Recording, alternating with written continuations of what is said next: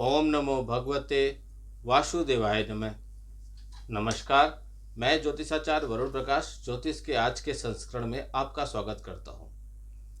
कल इंडिया पाकिस्तान का मैच हुआ। उस मैच में रिजल्ट आपको मिल ही गया। रिजल्ट क्या आना था, मिल गया। मैं भी ज्योतिष के माध्यम से, वैदिक ज्योतिष के माध्यम से इसका प्रेडिक्शन कर सकता था कि वैदिक ज्योतिष के माध्यम से क्या रिजल्ट आ सकता है, किसका पलड़ा भारी है। लेकिन मैंने प्रिडिक्शन नहीं किया। लेकिन प्रयागराज में एक आईटी बाबा करके बड़े फेमस हुए थे सोशल मीडिया पर, उन्होंने एक प्रिडिक्शन किया और उन्होंने प्रिडिक्शन करने का वर्ड यूज किया कि मैं बोल देता हूं कि जाओ इस बार कोहली और रोहित को बोल दो इस बार इंडिया नहीं जीतेगी और देखता हूं भगवान बड़े कि तुम बड़े। इस तरह से उन्होंने बहुत अभिमान में यह शब्द बोला। एक तो ज्योतिषाचार्य को किसी भी तरह का अभिमान नहीं होना चाहिए। वह हमेशा विद्यार्थी है, हमेशा सीखते रहना चाहिए। ईश्वर के नाम लेकर आप अभिमान कर रहे हैं, ईश्वर का नाम लेकर आप ब्लैकमेल कर रहे हैं लोगों को, तो यह गलत है। बाद में जब उनके द्वारा दी गई प्रिडिक्शन का रिजल्ट उनके प्रति नहीं आया, उनके लिए जैसा उन्होंने बोला था वैसा नहीं आया, तो फिर उनसे लोगों ने संपर्क किया तो उन्होंने बयान दिया कि इसीलिए मैं बोलता हूं कि प्रिडिक्शन पे भरोसा नहीं करना चाहिए। देखिए मेरा प्रिडिक्शन भी खराब हो गया। तो प्रिडिक्शन एक हवाबाजी बिल्कुल नहीं करना चाहिए। प्रिडिक्शन किसी बेस पे होता है, किसी आधार पे होता है। यदि मैं आपके बारे में प्रिडिक्शन करूं तो मैं हमेशा आपकी कुंडली मांगूंगा, तभी मैं प्रिडिक्शन करूंगा आपके बारे में। क्या मैं अब कोई भी मेरा वीडियो देख लीजिए, जो भी कोई प्रिडिक्शन मैं करता हूं उन सभी चीजों पर मैं पहले आधार बताता हूं। यहाँ तक कि बहुत लोग सोशल मीडिया पर वीडियो देखते हैं तो वो भी कहते हैं कि वीडियो बहुत लंबा हो गया, पॉइंट टू पॉइंट बोलिए। लेकिन बहुत लोग ऐसे भी होते हैं किस बेस पे आपने बताया। तो दोनों बातें होती है, दोनों का सामना करना पड़ता है हमें। लेकिन बिना बेस बताए कि ग्रहों की स्थिति क्या है, इनकी जन्म की स्थिति क्या है, कुंडली की स्थिति क्या है, बहुत चीज़ों के बारे में। आप चुनाव के समय देखिए, मैं बार बार कहता हूं कि चुनाव के समय में जब चुनाव का डेट डिक्लेयर हो जाएगा, वोटिंग किस तारीख को पड़ेगा, काउंटिंग किस तारीख को होगा, इन तारीखों का भी बड़ा योगदान, जैसे आपकी जन्म की तारीख का इंपॉर्टेंस है, ऐसे इन तारीखों का भी बहुत ज़्यादा योगदान होता है। तो उस आधार पर प्रिडिक्शन करना और एक हवाबाजी का ना, जाओ मैं ऐसा बोलता हूँ ऐसा हो जाएगा, ऐसा नहीं होता है। हवाबाजी करेंगे तो आपका प्रिडिक्शन कभी नहीं सही होगा।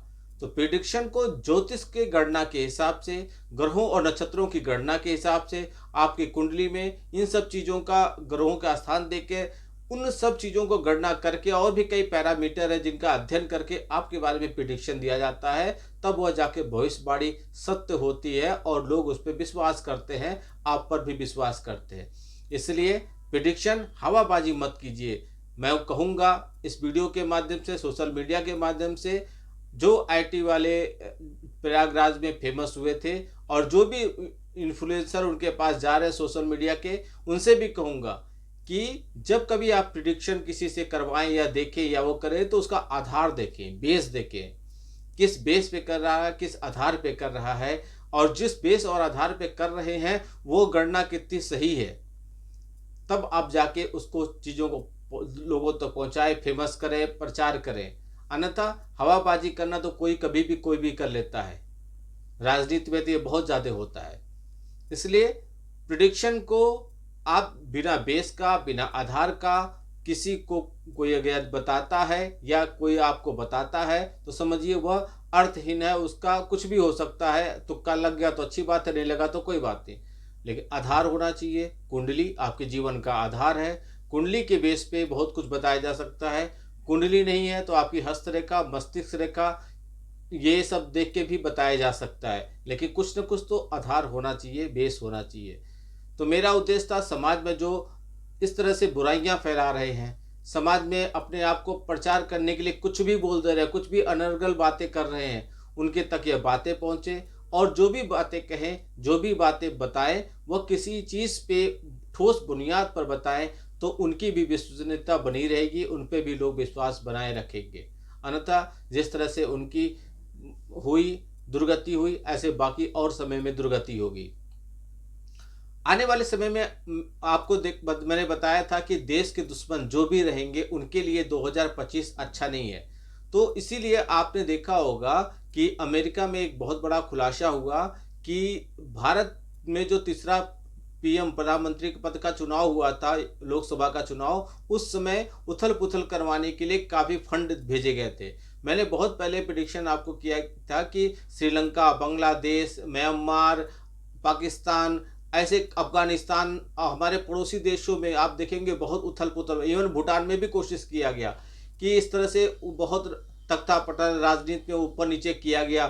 तो इसका प्रभाव हमारे देश पे पड़ा और कुछ विदेशी ताकतें हैं जो चाहती हैं हमारे देश पे भी इस तरह की घटनाएँ घटे, जिसमें जॉर्ज सोरोस या आपका कौन था अभी आपका चला गया इंडिया से, दुकान बंद करके चला गया अपना।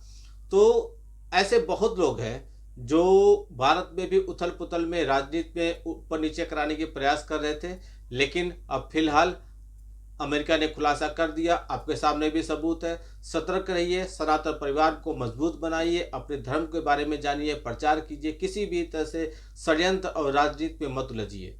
आपका दिन शुभ हो, भगवान भोलेनाथ का आशीर्वाद आप पे बना रहे। नमस्कार, जय श्री राम।